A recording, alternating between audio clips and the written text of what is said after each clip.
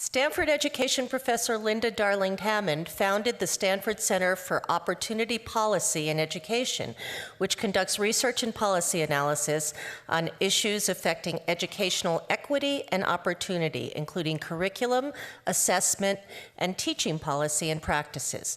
She chairs the California Commission on Teacher Credentialing.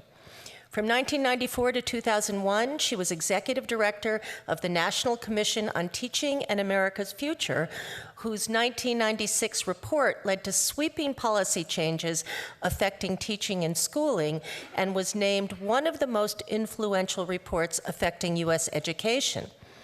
In 2006, Linda Darling-Hammond was named one of the nation's 10 most influential people affecting educational policy over the past decade, and in 2008, she served as the leader of President Barack Obama's education policy transition team. Among Linda Darling-Hammond's many publications are The Flat World in Education, Learning to Teach for Social Justice, and The Right to Learn. Linda Darling-Hammond is here tonight to describe what she calls the educational renaissance in California and what the issues are that will determine California's future. Please join me in welcoming her to the JCCSF.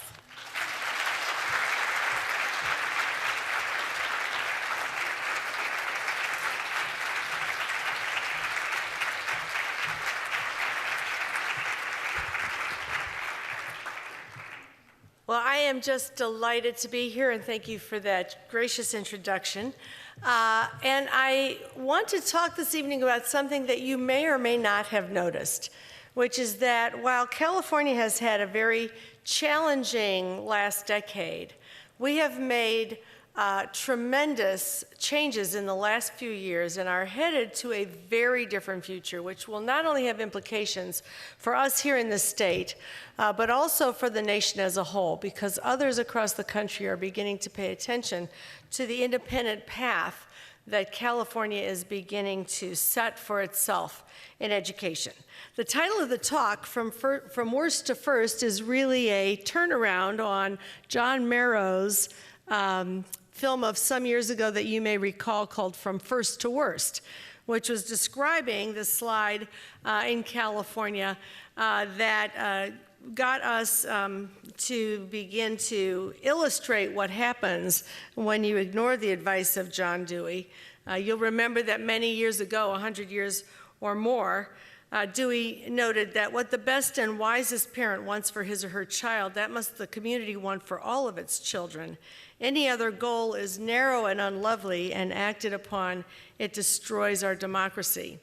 And we did embark on a course of events following Prop 13 and a number of other policy events that began to rend our state apart in terms of the degree of inequality that it was creating, and in fact was close to destroying our democracy. But in fact, we have, in the nick of time, begun to really turn things around. But let's start the story at the very beginning. The slide that California experienced from what many would definitely have identified as the highest achieving state in the nation in the 1970s, with one of the strongest education systems. How many of you were, in one way or another, products of that system? I see a lot of hands going up, both in K-12 and in higher education. But something happened, and let's remember briefly what that was. Whoops, come back. I want this slide to, there we go. Directing air traffic in our nation's skies. Building the cars we drive. Processing our tax returns. And handling tasks vital to our health. These and other critical jobs will likely be performed by the students now attending public schools in California, where 1 of every 8 American children is educated. And that ought to scare every one of us. We've basically turned our back on schools. Once a leader in public education, California is now near the bottom. There's something missing in the system. Those schools are slums. There's no better word for it. We're always on a survival level. Coming up, journalist John Merrow examines how the nation's largest school system fell from first to worst and why that matters to the entire country. So that's our frame. You know, what was going on that caused that to happen? And I want to just stay a little bit longer on Memory Road. I'm going to show you kind of what the immediate events were that propelled that slide.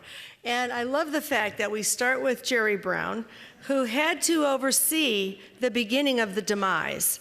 And I think now, in a very personal way, after his experience as governor, then as a mayor in Oakland, and now as governor again, is determined to turn this around. And as someone who has the opportunity to work with him on that task, I can tell you he is very single-minded about it.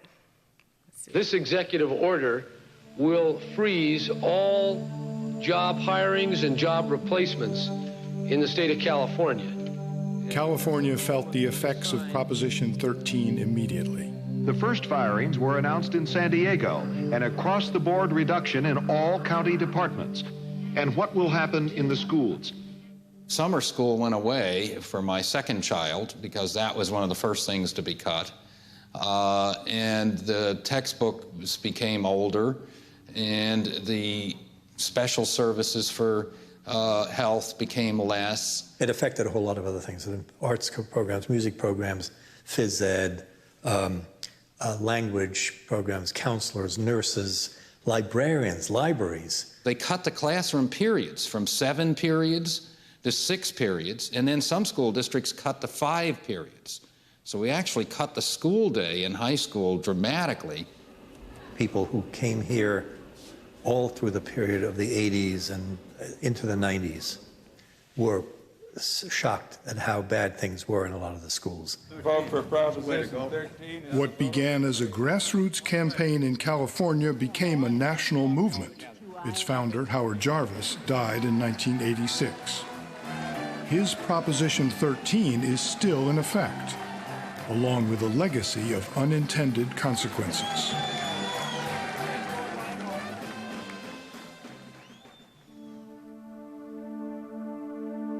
A half hour from San Francisco is San Pablo, a working-class city of modest homes where the schools are struggling.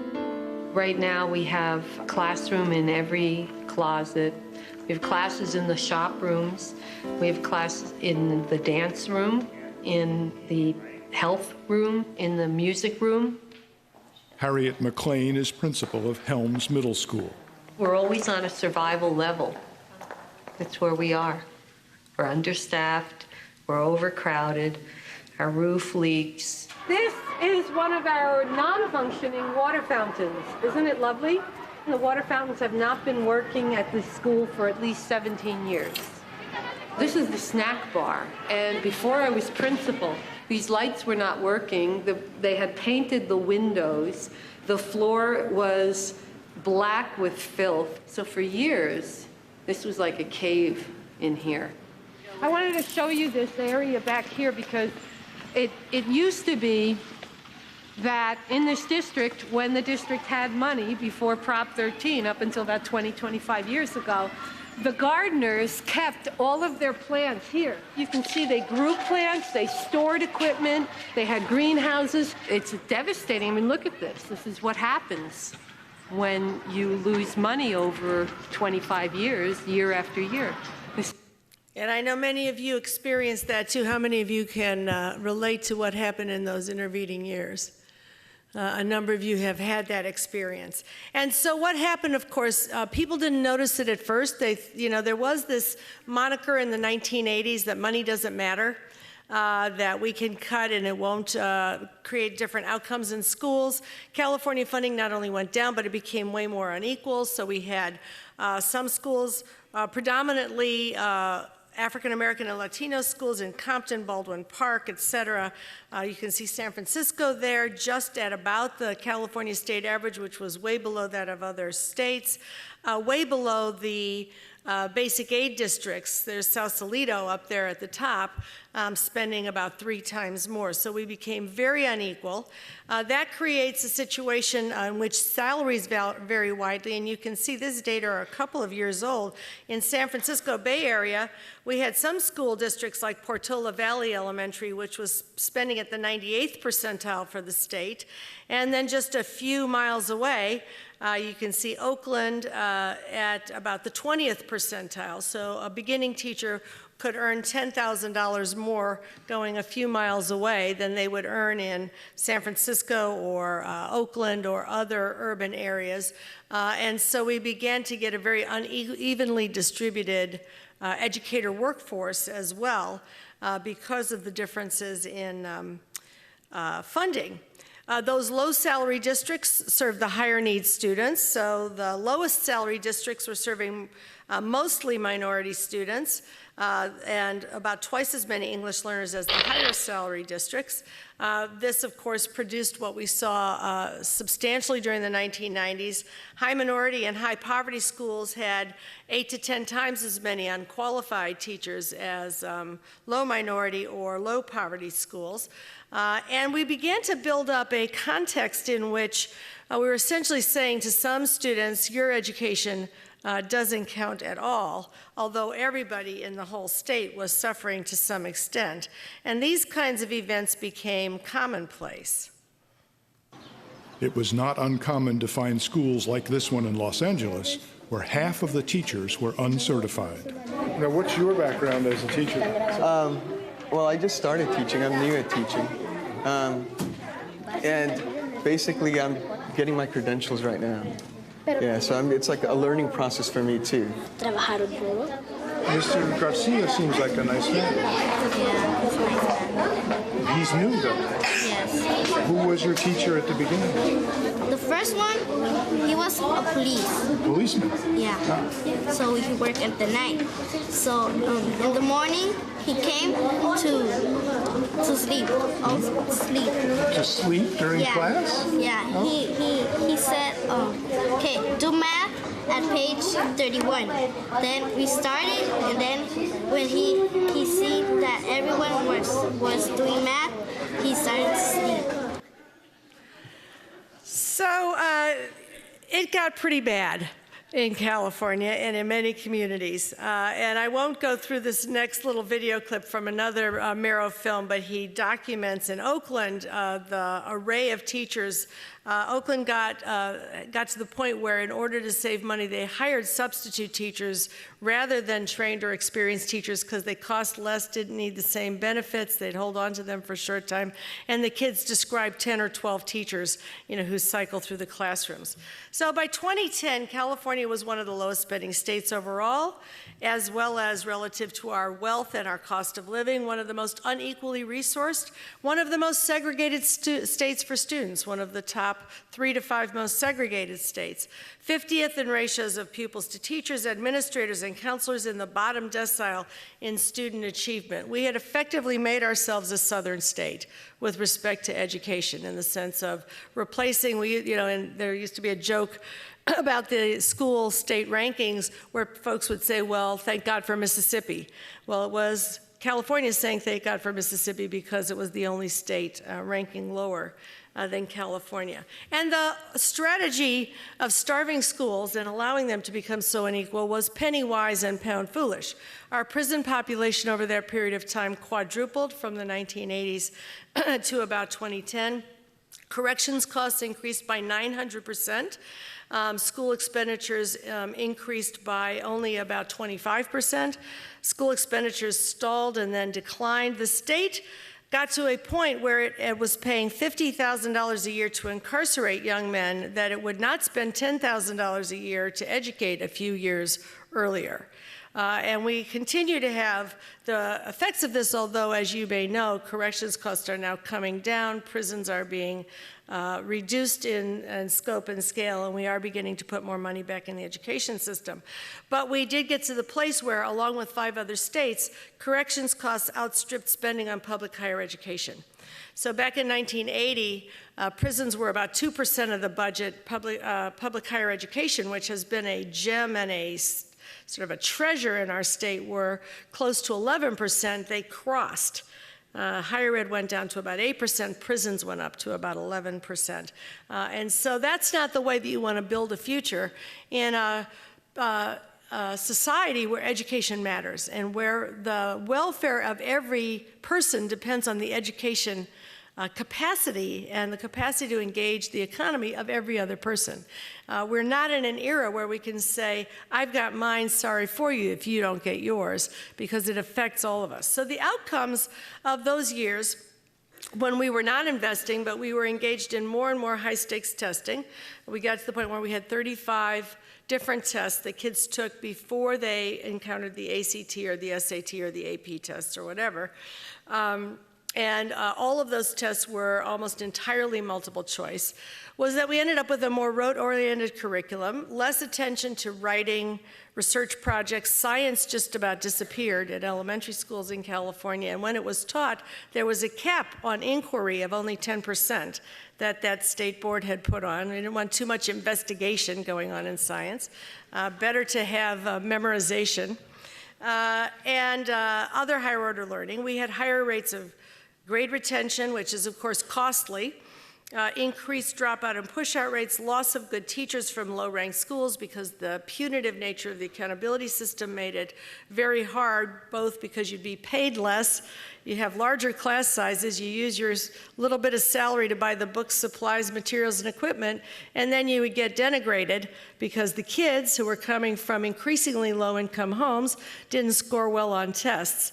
And rather than the system investing more in those schools so that they could meet the needs of the students, the nature of the accountability system mostly just labeled and shamed and sometimes closed the schools. We've had 2 or 3 generations of schools in some communities like Oakland where a school would do poorly, we'd close it, start another school, same kids, same needs, same lack of money. That school also got what? Low test scores, and then close it and do this thing all over again, and continued inequality in resources.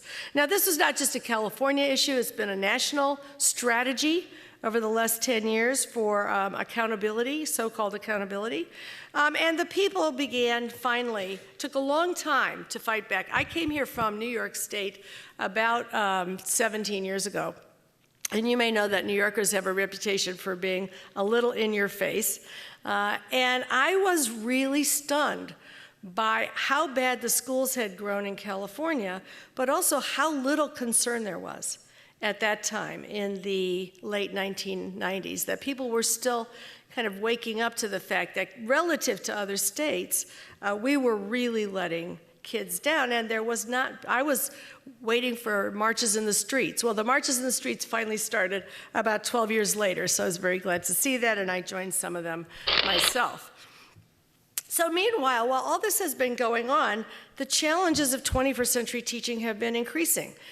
Everyone knows there's a greater need for education in society. More jobs demand higher levels of skills. We have higher standards for learning. This is true all around the globe. These kinds of changes are going on with more diverse students with a wider range of educational needs. We expect more of schools. We didn't used to expect that schools would produce equitable learning outcomes. We just expected that they would deliver the curriculum and whatever happened would happen. Now we're putting all of that expectation on schools as well. The demand for skills is changing. There's an increased demand for complex communications and expert thinking skills, a decreased demand for routine, manual, or cognitive kinds of skills. And one of the dilemmas of schools is that the skills that are the easiest to teach and to test, particularly in the way that American schools have tended to test, are also the ones that are the easiest to digitize, automate, and outsource. So here we have to really transform the way we think about education. Schooling in the industrial age was really educating for discipline, for following orders, for being obedient and compliant and doing as you're told. And on the assembly line, you would do that one job over and over again. Schooling in today's knowledge economy is really about trying to produce motivated and self-reliant citizens who can use knowledge and technologies, design tools, solve problems, acquire new skills, collaborate, in fast-changing globalized contexts. And what you see as a result of this change is that education, it used to be that you could have an under or relatively uneducated workforce, and it didn't matter for business productivity because mostly it was that sort of industrial era organization of work. But now, the share of adults with at least a college degree is closely related to the growth in productivity in states. And you can see that the states at the top here that are both highly educated and have very high and growing productivity are Connecticut, Massachusetts, and New Jersey. You'll see typically the New England states end up at the top. I'm going to return to those 3 states in a moment because there's a particular story to tell about them. So here we have this change in the way that we're thinking about knowledge and skills. Lots of people define 21st century skills in terms of ways of thinking, more emphasis on problem solving, creativity, innovation, ways of working through collaboration and communication of various kinds, using new digital tools, and also in terms of personal and social responsibility and living in the world. We actually, out of all the things we need our education system to do, producing thoughtful, empathic human beings who are good problem solvers and who can live peacefully and resolve conflict and end the destructive cycles of climate change and war and scarcity in the world is the single most important thing we need for this planet to survive. So the incessant drive to get multiple choice test scores to climb, which usually squeezes out of the curriculum all of the time for more the higher order thinking skills and these other kinds of development, are not going to get us where we ultimately need to go. So that's the agenda, and California was completely missing that boat in almost every imaginable way for much of that last couple of decades. Now, terrific educators who are willing to go against the norm and create innovative schools, and we have many of them here in San Francisco, in Oakland, and other places, are the heroes and heroines of this story. Because without a policy system helping them, they nonetheless kept their eye on the ball, devoted themselves in extraordinary ways to kids, and that's the kind of hidden treasure that I think we can build on and that we should be holding up for emulation and support in this next era. The new game in town is college and career readiness. Everybody's talking about it. It's the thing that we're doing. And key to that is understanding that college readiness is not a 22 on the ACT. Or whatever the analog will be on the new SAT, because students are not entering a multiple choice world. Real college and career readiness is going to be about this kind of ability to find and synthesize and evaluate and use knowledge and so on. Now, as a Stanford person, I don't usually like to quote people from Cal Berkeley. I know Cal is in the house. Who's here from Cal? All right, where's Stanford? All right, okay. So, but I have to quote them because there are a couple of professors there who are doing really interesting work, and they are measuring the growth of knowledge in the world, and they put out these reports. And I was so struck when they put out a report about the period from 1999 to 2003. There was more new knowledge created in the world in that short period than in the entire history of the world preceding. Blow your mind. Just think about it for a minute. At that time, technology knowledge was doubling every 2 years. It's now doubling every year. And by the time I finish this sentence, it will probably be doubling every 6 months. That means you can't chop up the curriculum into 12, units and say, I'm going to spoon feed you these facts in first grade and these facts in second. And by the time you get to 12th, you'll be all baked and done and ready for the world, because the people we're preparing are going to be working with knowledge that hasn't been invented yet, using technologies that we don't know about and can't envision solving problems that we have failed to solve. So we really need to be preparing people who can learn to learn. And the vice president for hiring at Google recently was quoted by Tom Friedman as saying, we don't use any of the tests when we're deciding who to hire, because they tell us nothing that we need to know about whether someone will be successful. The most important thing we look for is learning ability, the ability to learn on your own, the ability to go after information, figure it out, put it together, weigh and balance, work with others, figure out how to be resourceful, and use your brain in those ways. So when we think about the road ahead, part of the conversation is about being internationally comparable and benchmarked and all of that. And we get these results from PISA. Now, there are a lot of issues around PISA. If you correct the results on PISA for poverty levels, we do much better than if you compare us to countries that don't have the level of childhood poverty that we have.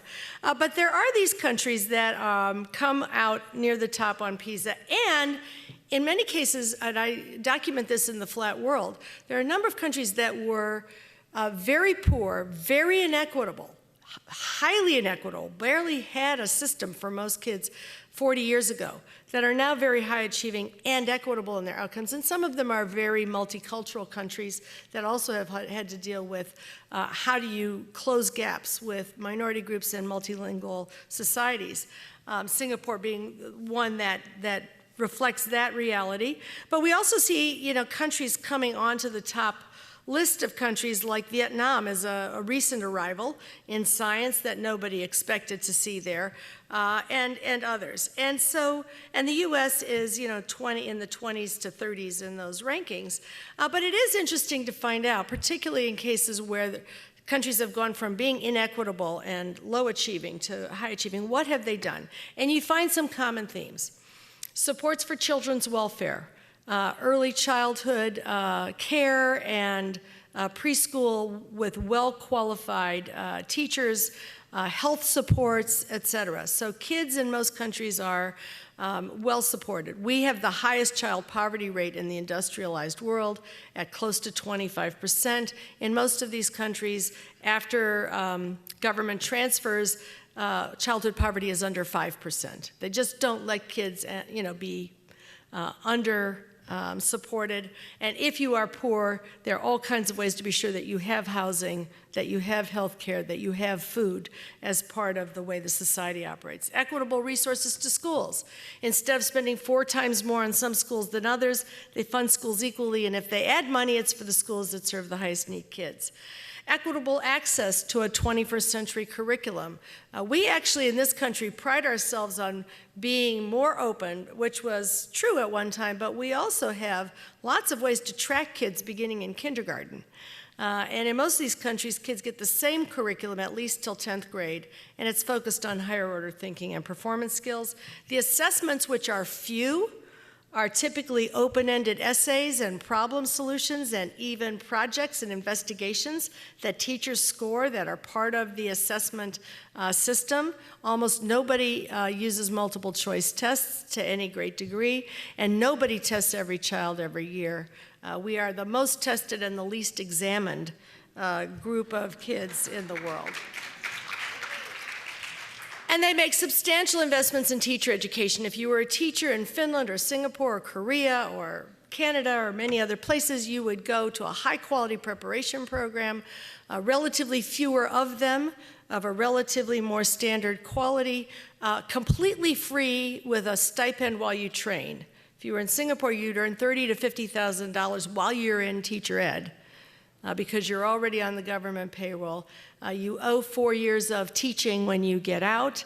The mentoring is available from senior and mentor teachers who are funded in the schools. Professional development is extensive. Teachers have anywhere from 15 to 20 hours a week for collaboration and professional learning and for meeting one-on-one with kids and teachers. They staff schools with more teachers and fewer non-teaching personnel. Schools are designed to support teacher and student learning. And some of our schools do these things here. But we need to get to a place where the policy system sees this as a goal and makes it not the exception but the norm. We pride ourselves in the U.S. on innovation, and we still have some of the best schools in the world, some of the most innovative practices. People still come here to see what many of you are doing in innovative schools in the Bay Area. But we don't have ways to scale that up, to make that the norm. Innovations come and go. When the leader leaves, or the school board changes, or the money runs out, you know, the rubber band snaps back to the way that it used to be. So we have popcorn reform rather than sustained continuous reform, which is what you see in places that have grown over the long haul. So these high-achieving nations are aggressively moving from the old factory model approach to education to one in which they're really engaged in a 21st century curriculum in a widespread way. What are those nations not doing? They are not cutting funds to schools and colleges. They're not privatizing education. In fact, in some countries, they have publicized private schools rather than privatizing public schools. They're not ranking and labeling schools and teachers, and they think we're kind of crazy to be doing that here. They're not allocating rewards and sanctions based on test scores, and they're not trying to deprofessionalize teaching. We have some states in the U.S. that also are very high achieving, and if you kind of rank all the states on the national assessment and even against other countries on things like PISA, you will find that Massachusetts, New Jersey, Vermont, Connecticut are up at the top. Sometimes New Hampshire is in that group as well.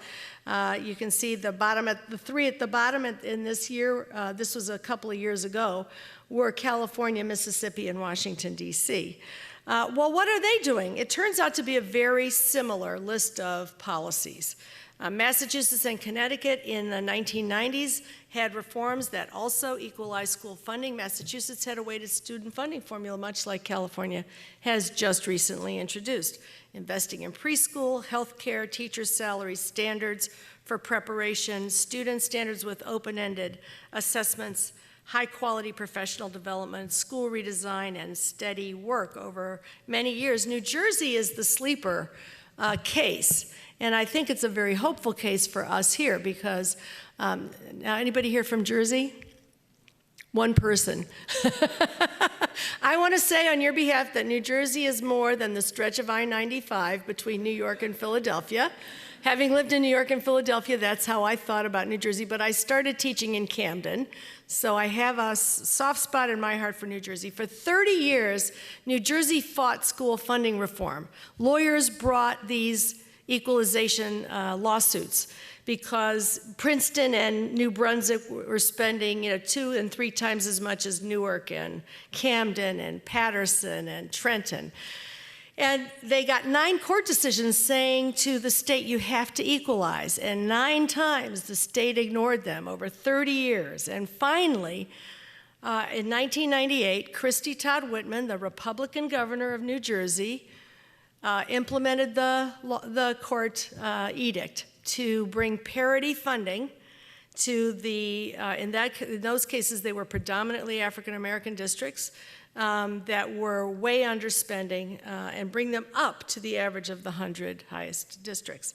They also did preschool in all of those districts. They did a lot of investments in teaching, literacy. Every classroom got classroom libraries, bilingual libraries in the places where that was needed and relevant, lots of training. And within 10 years, New Jersey not only cut the achievement gap in half, and that's what you see here, and the average Black and Hispanic kid in New Jersey was outscoring the average kid in California.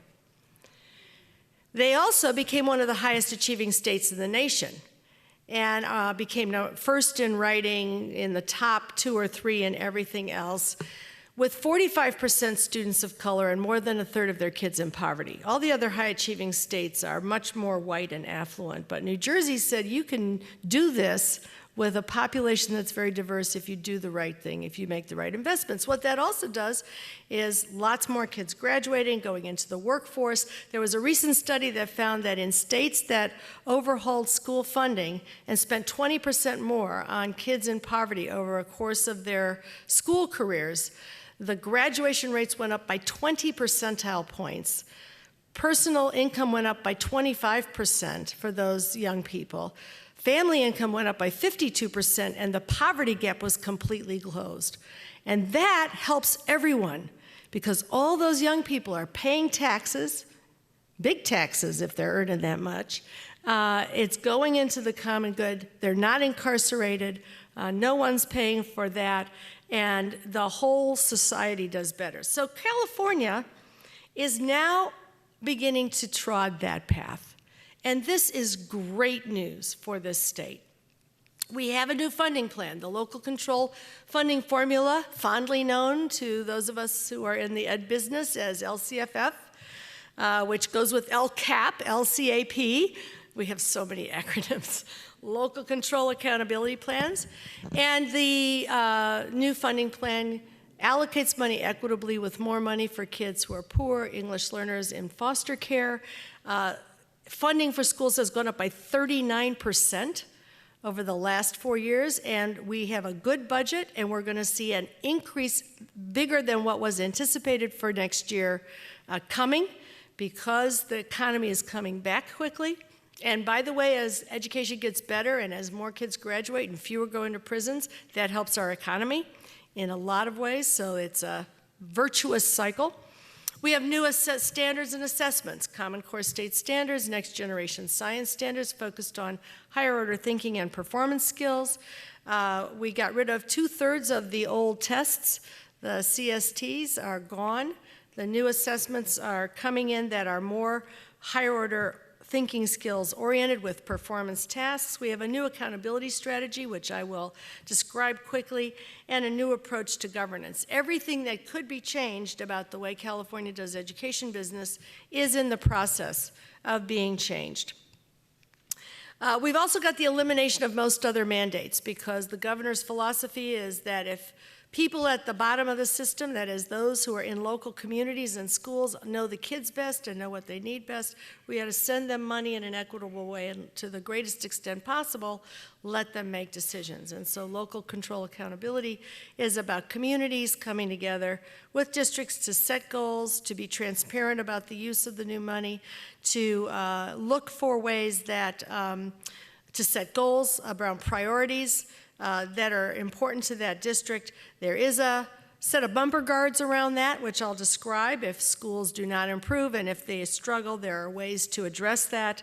And then in the reconceptualization of the assessment system, in a report that the department put out a couple of years ago, it calls for performance assessments of a richer, deeper kind that many schools now engage in, where kids are engaged in project work to a high standard and revising their work and connecting it to the world outside of school, and internships and other things become more the norm, because that's in fact what makes you college and career ready.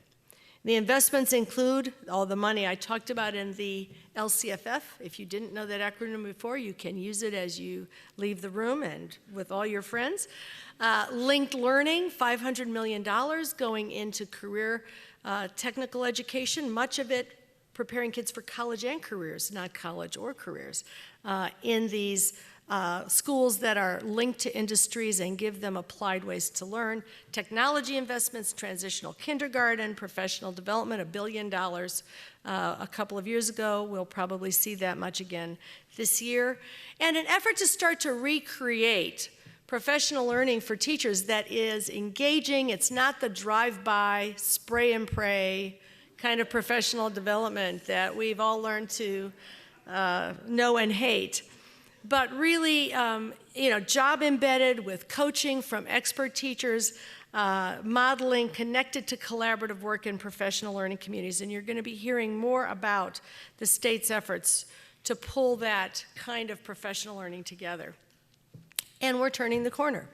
California's graduation rate for the first time now exceeds 80%, the highest in our history. Just a few years ago it was 70%, so it has climbed very rapidly in the last few years.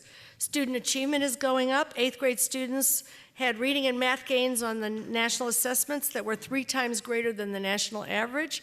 We are now moving into the not quite to the average, but approaching states that are kind of more in the middle of the distribution. College-going rates are turning upward once again. And we have a new concept of accountability. And I just want to say the concept of accountability that has driven the last decade and a half of federal policy and also much California policy, was the idea that you test schools, you set targets. If people don't meet the targets, you have sanctions, consequences, punishments. Educators are supposed to be motivated by the fear of those consequences. It's what in the business lingo used to be known as the old theory X, which is that people are only motivated by carrots and sticks, and you have to set up a lot of rewards and consequences. It assumes that people can have the capacity to get the outcomes, know how, and have all the tools at their disposal that they would need, and simply lack the will. And this is supposed to motivate the will. In business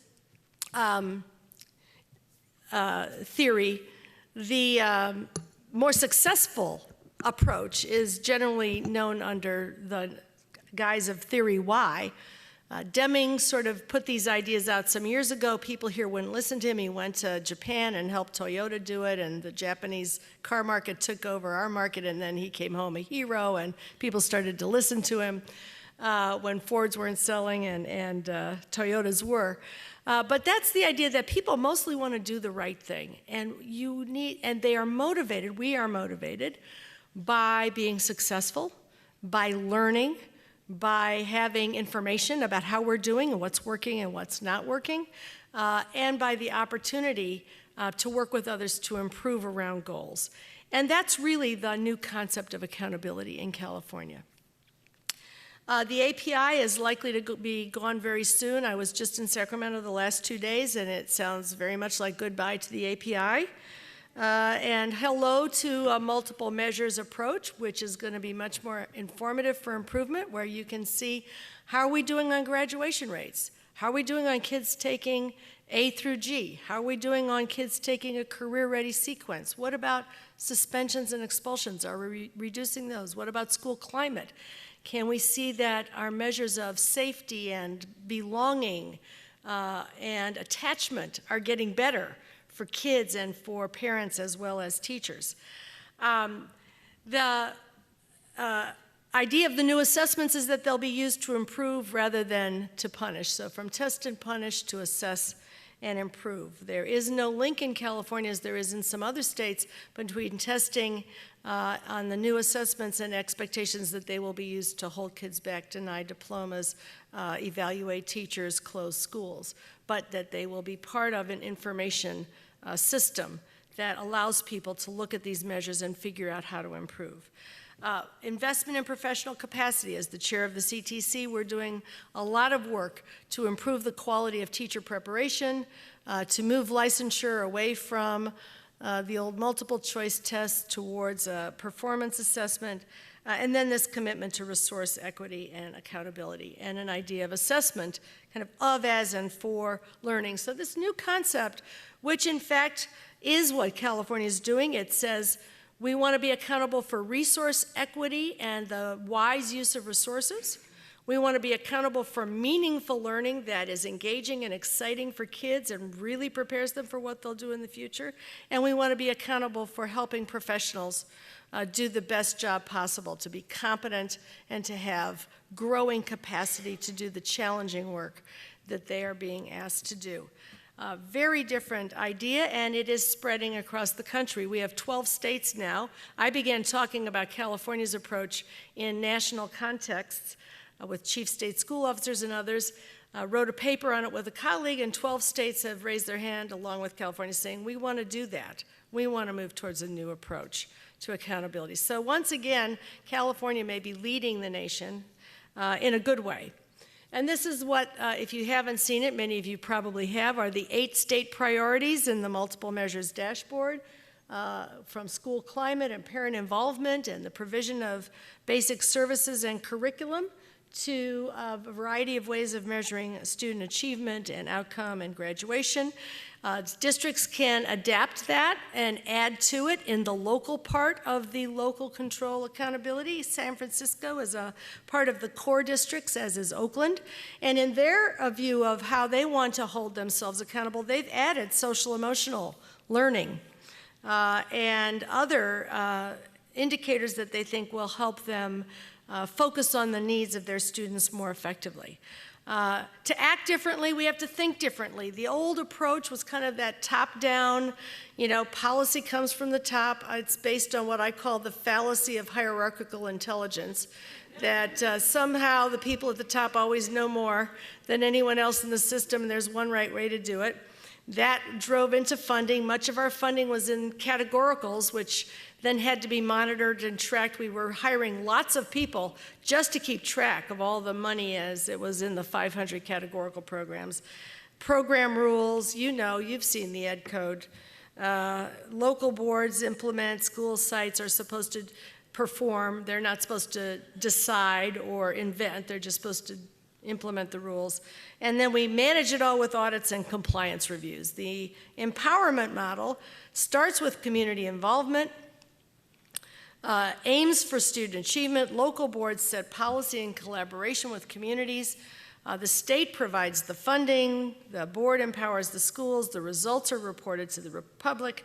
The board then revises policy to continue to improve the outcomes, and we all try to focus on students. And if we are successful, that empowerment model will be what we do. We're talking now about how to create a continuously improving system. The California Collaborative for Excellence in Education is supposed to be the agency that helps us drive continuous improvement. If schools or districts are struggling, they will offer assistance. And if people want to volunteer for their assistance, they could do that too. And the model is to set up learning supports, information systems, ongoing school quality review, something that's already happening in Sacramento and Oakland, innovation and evaluation and knowledge sharing strategies. It's theory, why in action. The other piece is changing both the goals of the curriculum and the nature of the assessments. And those of you in schools know that the Common Core State Standards and the Next Generation Science Standards are much more focused on higher order thinking skills, communicating, using evidence, and inquiry and research. And we're going to see a big change in the tests. The old CST math item here, some of you will probably recognize it, says John's solution to an equation is shown below, and then asks which property of real numbers did John use for step 2? Well, in order to answer that, you just had to memorize which properties were used for what purposes. You didn't even have to be able to solve the problem. So obviously a lot of memorization. Here's a sample task from the new Smarter Balanced, where kids get the rules for speeding tickets in Massachusetts, which are allocated according to a formula.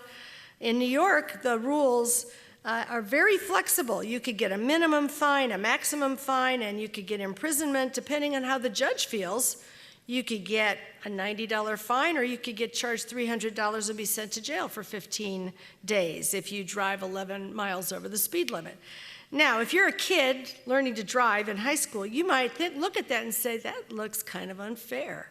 And I don't think I want to get caught speeding in New York and get on the wrong side of a judge. But the problem they're asked to solve is, how could you invent a more fair system for assigning speeding tickets in New York? Describe it, model it, provide an equation. So you can see that what we're going to be asking kids to do is a lot different. It's the same thing with English language arts, an old CST item.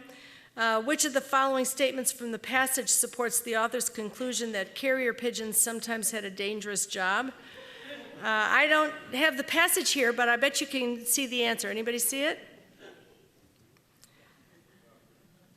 It's right, it's C, because he was wounded, right? So it had to be dangerous. And so you didn't even really have to read the passage, you just had to find it. Here's a task on the Smarter Balanced assessment, which is one of the performance tasks. You are chief of staff for a congresswoman. You have to address a proposal by a power company to build a nuclear plant in the state to be announced tomorrow morning. The congresswoman says, I don't know anything about nuclear power. Go out and research the pros and cons of nuclear power and give me a memo summarizing the pros and cons.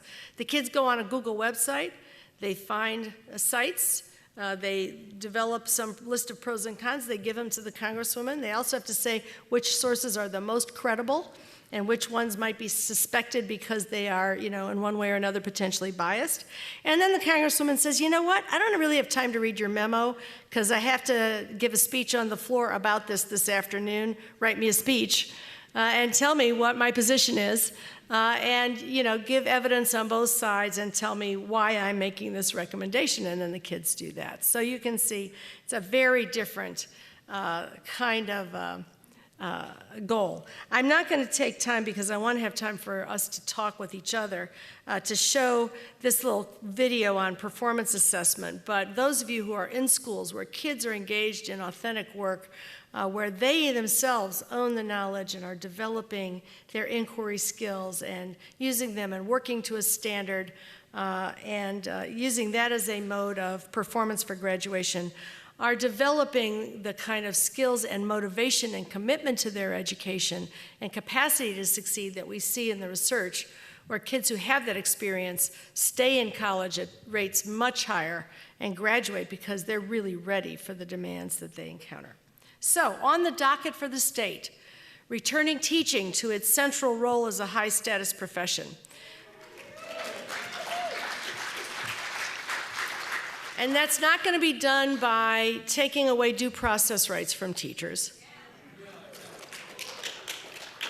It's going to be done by ensuring that we have the highest quality preparation for all teachers so that they can come in with much of the knowledge and skills that they want and need to have to teach, by ensuring that we have opportunities for teachers to gain expertise and use it as mentors, as master teachers in collegial, collaborative, job-embedded professional development, by starting some of the kinds of programs like the San Francisco residency program here, which is a training program, and I know that Linda Plack is out here because I heard from her. She's one of the founders of this from the United Teachers of San Francisco. Nice to see you, Linda. Where we put teachers in under the wing of expert teachers in teaching schools, in schools that are really learning to be a place that models best practice. They take coursework that's linked to what they're doing in the classroom from their university. They get a master's degree. They owe the district some years of service because they got all that for free and with a small AmeriCorps stipend. And then they get 2 years of mentoring, and they learn to become a great urban school teacher from other great urban school teachers, supported in their entry, and then get all of the supports that come along the way. We are at the CTC trying to begin to shave away at eliminating unnecessary paperwork for accreditation and tests. Soon you will be able to skip the CBEST if you had to take it. I know you probably want everyone else to have to do that too, but we're going to make that, optional for most candidates. We're looking at how to take the RECA and fold it into the performance assessment so you can demonstrate that you know how to teach reading in the classroom. And we're looking at ways to support educator leadership so we can identify, recognize, compensate, and share expertise. Some questions for all of us to ask about education reforms in the coming months and years as this unfolds. We should continue to ask whether standards and curriculum as they unfold in all the other subject areas emphasize higher order thinking and performance as opposed to superficial coverage of content. We should ask whether assessments, which I hope will be fewer and deeper, will ask students to apply their learning to genuine problems and communicate their thinking, or merely recall and recognize memorized content, what we call the binge and purge approach to teaching and testing. We should ask about teaching policies, whether they help educators develop and share sophisticated expertise, or whether they foster low skills, high turnover, isolation, and remote control of teaching. We should ask about accountability and improvement policies, whether they foster professional responsibility, and professional in the sense of collegial and in partnership, because that's what professionals do, or competition and gaming among schools and educators. And we should seek to put in place all of the rest of the policies that will allow us to have success in a global world, which is going to continue to tax us in the coming years as we try to transform the system of schools along with the curriculum and the accountability system. And at the end of the day, we should collectively insist that California will make quality education a civil right. And on this week of honoring Martin Luther King Jr., I want to leave you with these words of his, because if you are in this system or an advocate for the system and for the kids, you encounter times where you have to be very courageous in confronting the results of the system we've inherited. And he said, on some positions, cowardice asks the question, is it safe? Expediency asks the question, is it politic? And vanity comes along and asks the question, is it popular? But conscience asks the question, is it right? And there comes a time when one must take a position that is neither safe, nor politic, nor popular, but he must do it because conscience tells him it is right. And I thank all of you for all that you do to make education right for all of the children in our schools. Thank you.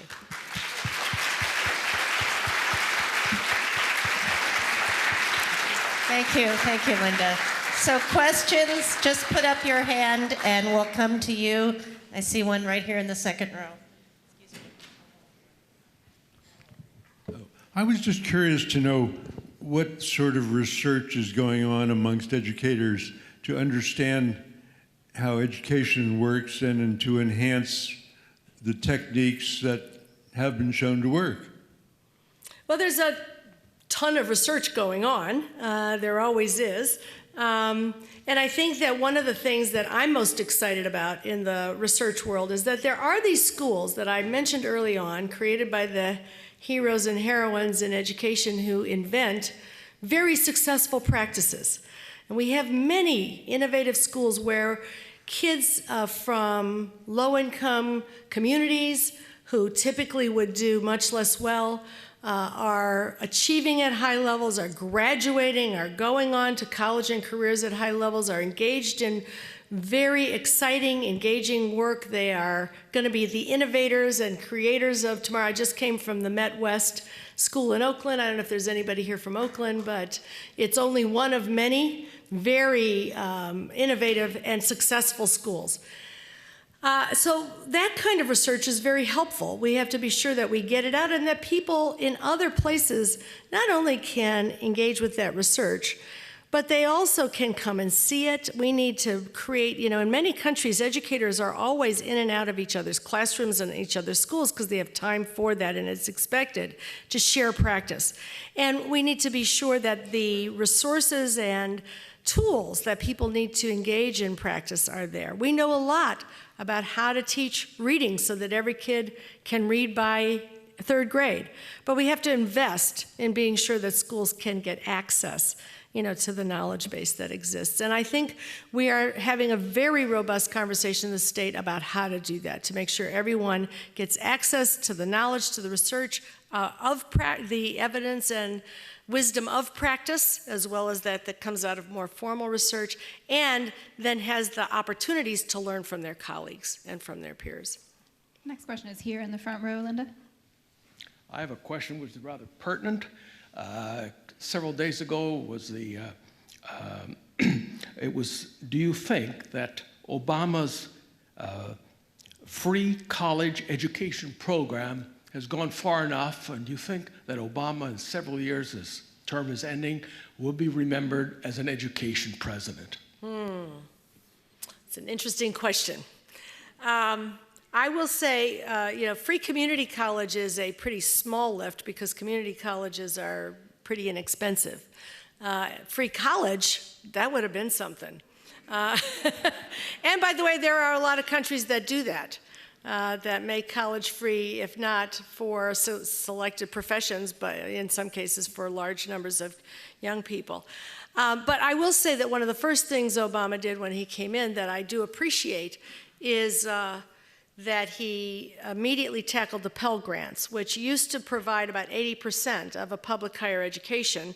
When I came through in the 70s, and some of you may have had this experience, federal financial aid made it possible for people to go to college. If you could get in, you could go. That's not true for young people today.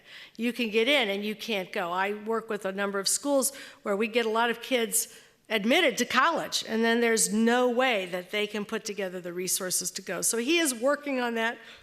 He made a dent in Pell Grants and moved them in the right direction, but they are blocked from going as far as they need to go. I don't think that we'll get action on the free community college idea, though it's a nice idea, in the Congress over the next 2 years, but it's good to put the benchmark out there. There was a moment where he had a supermajority in the first few years of his term, when we could have had a jobs bill. We could have put $5 billion into preschool instead of Race to the Top. We could have done a lot of things that would have had lasting effects that we didn't do. So there will be, I think, a sense of lost opportunity. But there are some places where he has made a real contribution to education. And I certainly hope over the next couple of years we'll get more consensus again to move forward in some productive directions. The next question's here in the front, Linda, right down here. Hi, my name is Trish. I'm a parent. I'm interested in special education funding and instruction, especially for learning disabilities. I have 3 kids with dyslexia and ADD. The older 2 have really failed pretty miserably in school and are having a hard time finding their way. I'm wondering if community colleges are going to make up for these failures in education, to teach in an engaging way, to provide the kind of instruction these students, my kids, need to be able to re-engage in school. And yeah, so the rote learning, how it's failed them, and how are there going to be roads into community college where the community colleges are going to be, be able to deliver this kind of instruction and pull them back in. The sad thing is that the student-teacher ratios are worse in community college than they are in K-12. So it's not like there are colleges that do a wonderful job with accommodations and reaching out. But let me say that special education in California is a 5-alarm fire, and we have begun to take action on that. It's a 5-alarm fire for a number of reasons. We have acute shortages of teachers. We have a very short teacher education for generalist teachers. 9 months is the usual credential program here. In many other states, you will get 2 to 4 years of preparation to teach. Then if you become an education specialist, you'll have another 2-year master's degree on top of that. In California, we reduced the training for special educators so they didn't even have to have a general education training first, and could do it in a 9-month credential program, often as an intern, which means you get no student teaching, so you never even get to see an effective special education teacher teach. So it's a very challenging context with underfunding.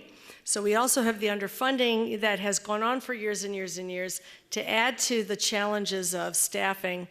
So watching this happen, the state board chair, you saw him on the video, Mike Kirst, who's my colleague and friend, and I and the state superintendent, Tom Torlakson, went out and raised some foundation funding to get a special education task force established. They have been meeting for the last 2 years, and their report will be coming out next month about the range of things that need to happen for special education in the state of California, from the design of service delivery to the funded support for teachers to get more training, to all the other pieces. There are districts that do an excellent job, but like many other things in California, that was allowed to atrophy and not to be tended. And every child is precious. 2 of my children are in the same position as 2 of yours. They're dyslexic, and I know how often I've had to advocate, as I'm sure you have, to try to get them. And as you say, a road-oriented curriculum is challenging enough for any kid. You don't want to go to school where it's boring and disconnected from your experience. I remember when the reading police were traveling around California. That's another thing we've gotten rid of. And teachers had to hide their books in the closet because they had to stick to the script of the scripted reading program, which was the solution for schools that were getting low test scores. And we've had a very rough ride for kids around going to schools that are supportive, engaging, and able to really meet their needs. So I know exactly what you're talking about. I wish them great support in community college, and I wish the whole state a renaissance, and I think we're going to see one in the next few years. Next question is right here. Hi, Linda. Me and my wife are both steppies, by the way. Hey. I can't see because the lights are glaring. It's okay. We're here. I was just curious if there are any conversations up on Capitol Hill regarding maybe what you guys are going to do to recruit more teachers of color, one, and two, I'm not really comfortable with the term loan forgiveness because it's like, why are we asking for forgiveness? Anyway, if there's anything... You took that loan, you were a sinner. Exactly. So I'm wondering, like, for anyone pursuing a career in teaching and going to school for or teaching credentials, is there anything around there for so that we don't have to worry about that? So let me just say about recruiting a high-ability, diverse teaching force, which is what we need to do, that it is eminently doable if you can put both your intentions and your outreach and your money where your mouth is, right? And so, in STEP, when I came to Stanford, about 15% of the students were students of color, and within 2 years, more than 50% were. And that just took finding the scholarship money, recruiting in the right places, having a program that was aimed at the right goals, and, making it possible for talented young people of color to come into teaching, because they're being recruited, as you know, in law and medicine and every other field, as all talented young people are. So I do believe that service scholarships are a really good way to do this. We have evidence in the past, and by the way, there are legislators right now trying to reboot the service scholarships in California. If you say, we're going to recruit people who are high ability and diverse and interested in teaching in the shortage fields and going to the locations where we need teachers, we should be saying, if you will teach, we will pay for your education. Period. We should say that to all of our teachers. And by the way, they say that in Finland and Singapore and Canada and Australia and lots of other countries. So I've pitched that to our governor and others. But in the short run, I think we are going to get some resources for people who will teach and go into high-need schools and high-need fields.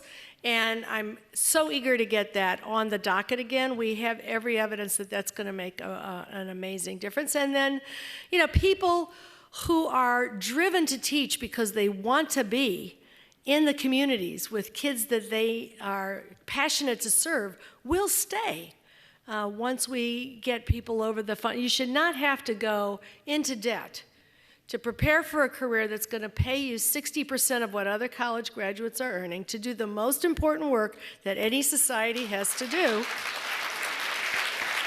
Because teaching is the profession on which all other professions depend. So I'm counting on all of you to help me make that argument too. Anybody you talk to, and talk to your legislators.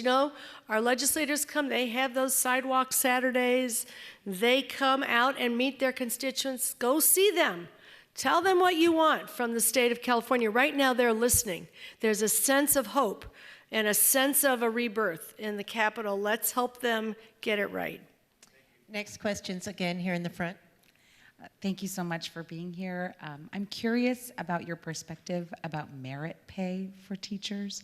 I can understand in some ways the motivation if you're thinking about the theory why in the business model to motivate teachers, but I'm particularly interested in how you think that might impact teachers who work with students of color or with linguistic diversity or socioeconomic diversity and merit pay and the impact. So there are different ways to think about compensation. But traditional merit pay is typically a few teachers each year get a bonus based on an evaluation that might be based on student test scores or a principal's evaluation or whatever it is. We have been trying merit pay on and off since 1890. Every 30 years, we had it in the 1920s, it came and went, the 1950s, it came and went, the 1980s, 47 states at Ronald Reagan's urging introduced merit pay. It was gone by 1992. We have another resurgence. So there's something about this idea that just keeps coming back, this idea whose time has come and gone and come back and gone again. And we have a lot of studies. We have randomized controlled trials, gold standard studies, 3 of them in the last few years that show that merit pay doesn't work. It does not raise student achievement, and it does not motivate teachers to work. It's kind of this idea like teachers are withholding their effort, right? And you're not really trying. But if we dangle the possibility that you will get some kind of bonus, all of a sudden you'll stop withholding, the effort. It also, one of the things they found in one study on merit pay in Portugal was that the schools that were experiencing the merit pay in that part of the country that was doing it did less well on the exams than the parts of the country that weren't doing it. And the theory of the economists who did that study was that it undermined collaboration because it wasn't rewarding working together in teams. Now, does that mean that there should never be innovative compensation? Well, not necessarily. There are ways that we see compensating teachers for knowledge and skills and sharing their expertise as mentors, as master teachers, and so on, that expand collaboration, that grow expertise, rather than people trying to say, oh, I'm going to not tell you my secret because I don't want you to get my merit pay. That actually reward collaboration and growth for all teachers. Some of those are career ladder models. Some of them are knowledge and skills-based pay. Some of them are, kind of mentoring and, master teacher systems. There are a lot of things, and some of those have shown very good outcomes. Some countries use them to good effect. And I think we should be, open to models of compensation that recognize that along the course of a career, you grow in expertise. And if you're willing to go the extra mile and share that and, do additional responsibilities that help everyone, that's useful to recognize in compensation. And that's a meritorious form of merit pay. Next question is up here. Yeah. Thank you. Hi, I have a question.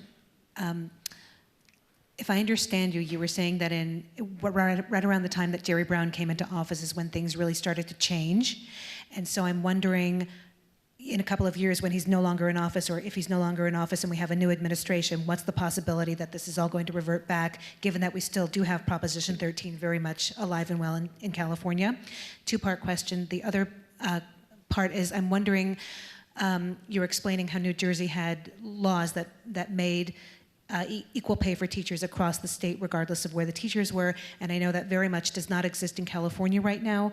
What's the possibility that we would have a law like that? Like, for example, I know in Oakland, teachers make much less money in other parts of the state, and there's actually a petition right now petitioning the government of Oakland trying to raise teacher pay because it's some of the lowest in the state. What would it take to have a law like that in California to make pay equal across the state? So you got a lot of questions there, don't you?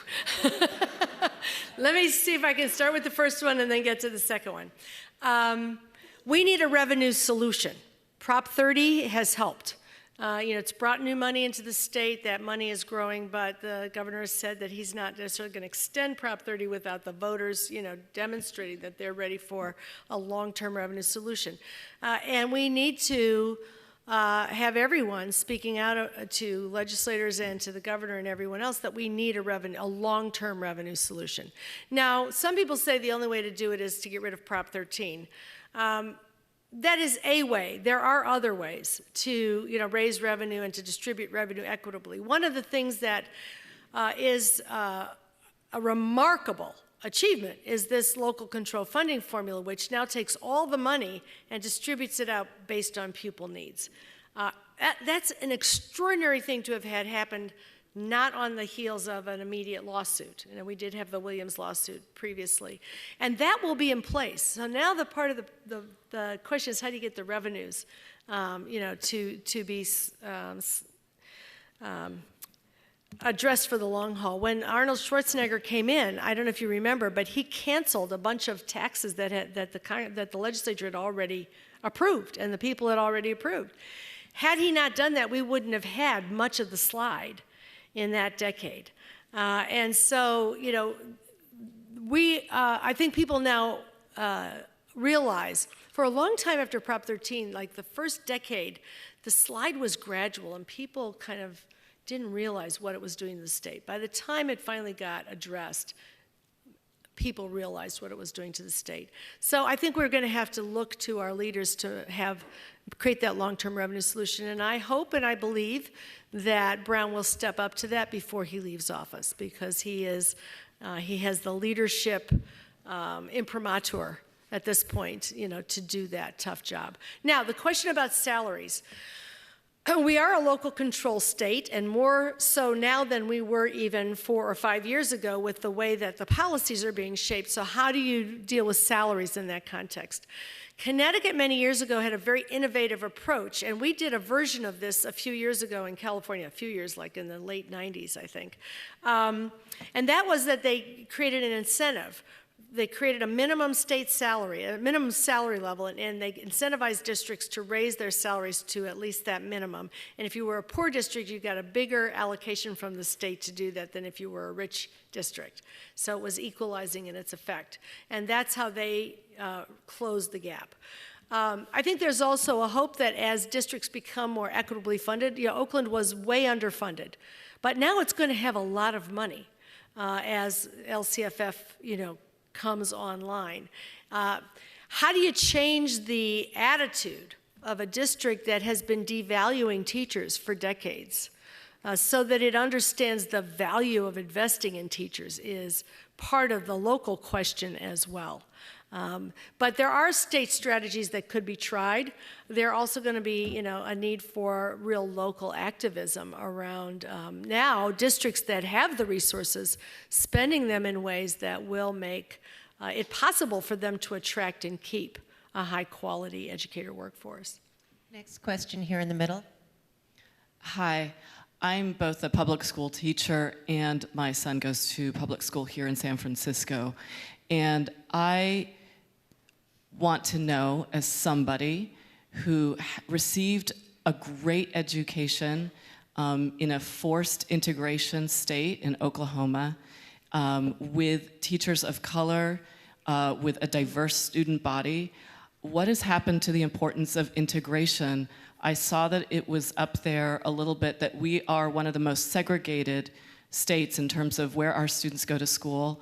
I see with the increase of charter schools, and not to say anything against anybody who chooses to send their kids there, but it seems to be worsening the conditions of segregation in our society. And I just find it heartbreaking, and I have a trouble teaching and sending my child to school where these things are happening and people are making choices, way too many choices, that are causing segregation to be huge within San Francisco.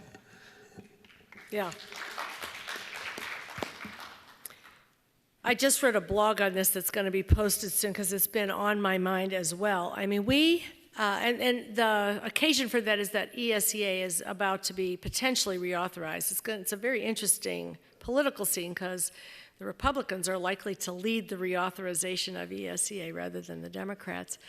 But when ESEA was started, there were a lot of incentives in it for desegregation. We had desegregation assistance, there were magnet schools, there was all kinds of stuff. That was all eliminated in the 1980s. And then a number of other things, including the litigation like Seattle, where Parents United pushed back on the district's opportunity to facilitate integration with its decisions about how to place students in schools and so on. So these things have been accreting in our country for the last 30 years. And we've almost lost the conversation about integration, about the value for us of knowing all of the people in our country as human beings, knowing each other in the most humanizing way.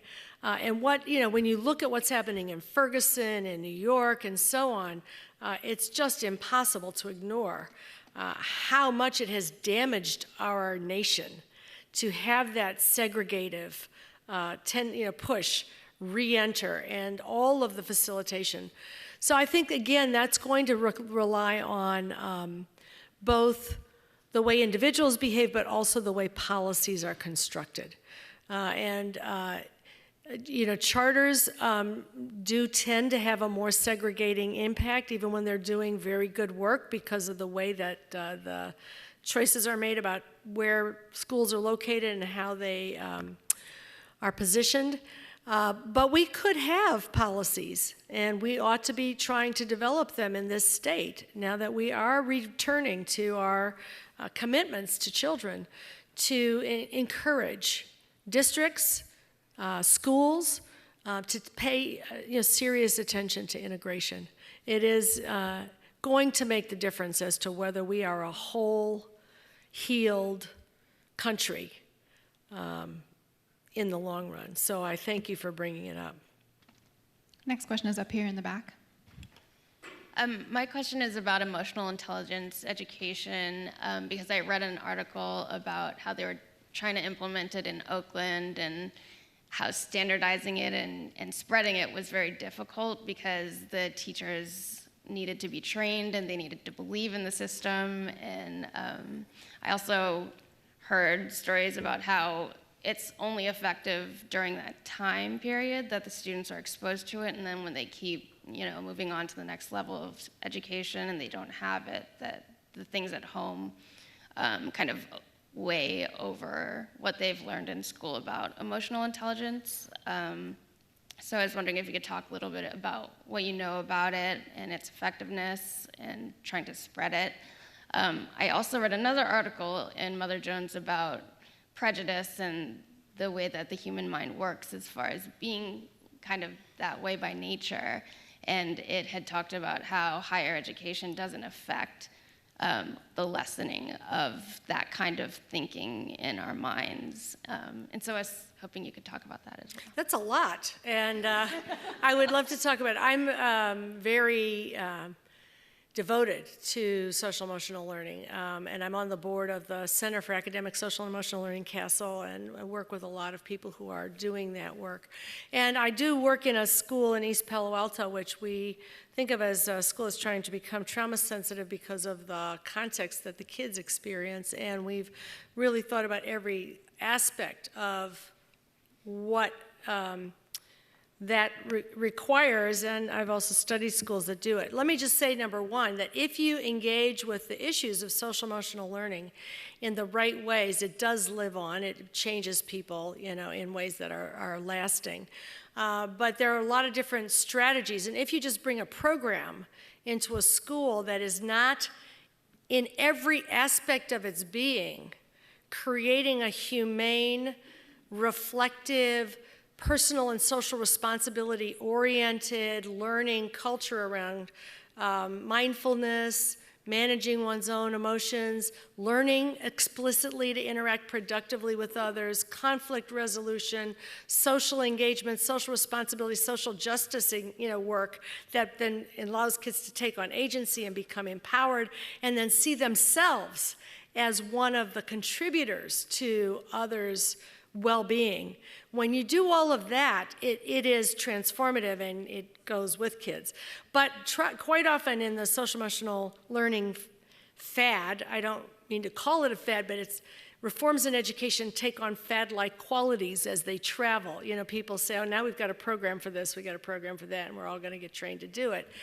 Quite often it doesn't go deep enough. So you'll have something that's done in a school, but the discipline policy is still punitive and extrinsically motivated, and there's nothing helping kids with restorative justice, learning how to make amends, learning how to reflect if they're in a traumatic situation, engaging in the kind of healing that they may need to do and strategies that they may need to develop to handle the situation that they may be in.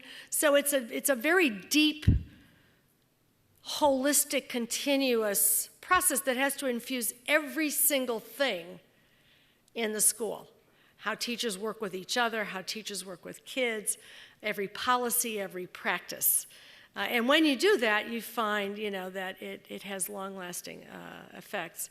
To the prejudice studies, there's also studies that show quite clearly that the more people spend time with people of other races, ethnicities, backgrounds, differences of various kinds, the more they become sensitized to and to the uniquenesses of people and their humanity, and the less they react with those quick prejudices. And that does have some lasting effects. So we can make ourselves and each other more connected and more humane in a more empathic relationship. But it does take more than just, trying to implement a program. Next question in the middle. Hi, Linda. Megan Taylor here, and with the founders of Hi. I can see the people on this side. All you guys over there are going to have to come over later so I can see you. More steppies. Yeah. I'm here with the founders of CalCore, and we're really worried about kind of how compartmentalized all the amazing work for teacher education is right now. Like, there's fantastic stuff happening for pre-service teachers, and there's fantastic stuff happening for first and second year teachers, but it's very disconnected.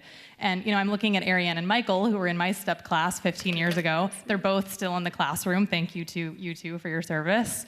And but as you know, we're losing half of all teachers by their 5th year. So we're wondering, what would you say are maybe the top 2 things that are really going to need to happen in the state of California for us to have a longer trajectory of support that's more cohesive for teachers?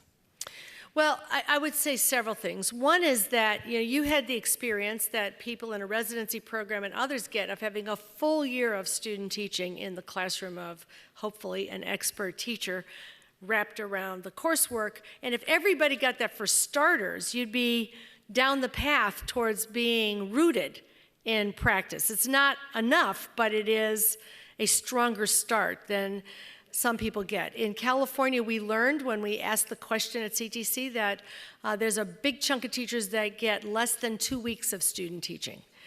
So, if you've never seen it done, you've never had a chance for somebody to show you how to do it, it's a complex, my colleagues in the medical school will agree that teaching is more complex than brain surgery. And so, we need to recognize that, and we need to support it. A lot of people don't get as much preparation as they should and could because they can't afford it, right? We're back to that question of how do we make that affordable?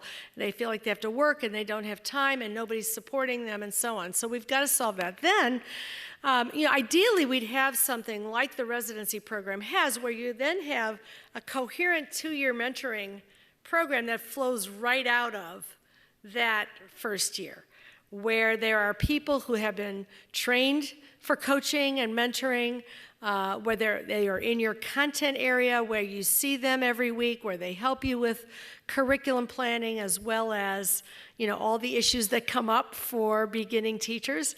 And the evidence shows that if you could do that, and you're in a school setting that is respectful to teachers and supportive of collaboration, the odds are that you can keep 80–90% of people in the classroom when you put those pieces together. Now, this is another dilemma that we're trying to tackle in California, because the BITSA program, which was a pioneering program many, many years ago, we were the first in the nation and put money out for mentors and so on, has gotten flexed into the budgets in a way that now that money isn't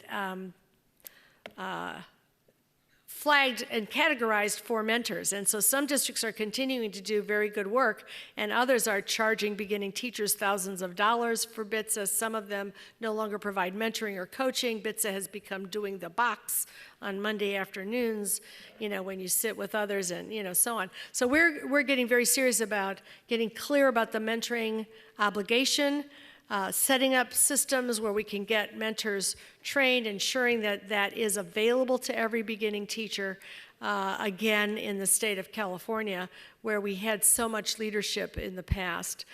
The other piece that teachers always say about what keeps them in a school, what keeps them in the profession, is that they have thoughtful administrators who appreciate them and create the context within which they can be effective and teach and work with their colleagues. So if we want to support teachers, we need to support administrators in being knowledgeable about how to support teaching. 2 more questions. Last 2 questions. Next one is up here in the back. I see you. Hi, thank you so much for presenting such a hopeful view of what's going on in the K through 12 situation. What I would ask you is, given that over the last few years, the divestment of the state in higher education, particularly the UC, seems that all of a sudden, if we start closing achievement gaps like we did with, like they're doing in New Jersey, but the state has divested and now tuition might be rising or is rising quite a bit in the UC, what would you say to Governor Brown and President Napolitano, if you could get in the room with them, about, okay, so we fixed K through 12, but we need to make sure we have education throughout, that all of a sudden we don't want a situation where black and brown students, you've closed an achievement gap, but it's now public higher education is inaccessible to them. What would you say to them? Well, and you know, thankfully they're already talking about it, so that's a good thing, and I thank you for bringing it up, because California has had the flagship public university system in the world, and you know, it has to be reclaimed. So I thank you for that. If you look at the new budget that the governor just released, he's getting ready to now begin to reinvest in the higher ed. He did prioritize K-12 over higher ed in the, you know, protecting it from cuts, but we're in a very good budget state right now. We hope it will continue. The economy's improving. Higher ed is in line for some growth, you know, beyond the minimal growth that it has been experiencing and the cuts that it experienced before that. So I think, I wouldn't need to say, I would like to say, but I think it's already being heard that we have to rebuild that system. The other thing that's going to help us is, frankly, that the prison system is shrinking. And the more we can shrink the prison system, which is the thing that has competed with higher ed for public dollars. And so, you know, you probably know the statistics about the odds of a young black man going into prison versus public higher education in California. It's not a pretty picture. But that is going to begin to change. We have now a situation where nonviolent, you know, people who are in jail for nonviolent reasons are getting reduced sentences. The mandatory sentencing that, you know, filled up the jails is being changed. You know, if they ever legalize marijuana, we will clean out half the people, I think, who are in California prisons. And then we can tax them and pay for public higher education. Okay, here's the last question.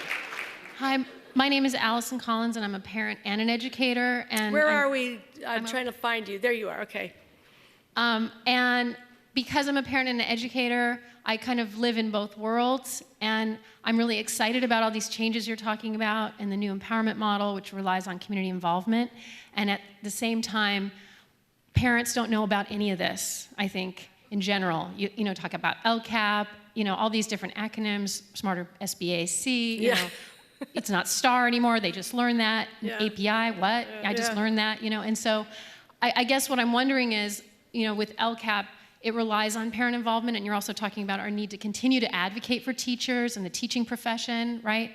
But parents, what I'm realizing is they don't know enough to advocate effectively. And so I'm wondering what, you know, at the same time you've got, you know, Apple, they invest so much money in communication and marketing and PR that we even know about iPhones before they've even come out.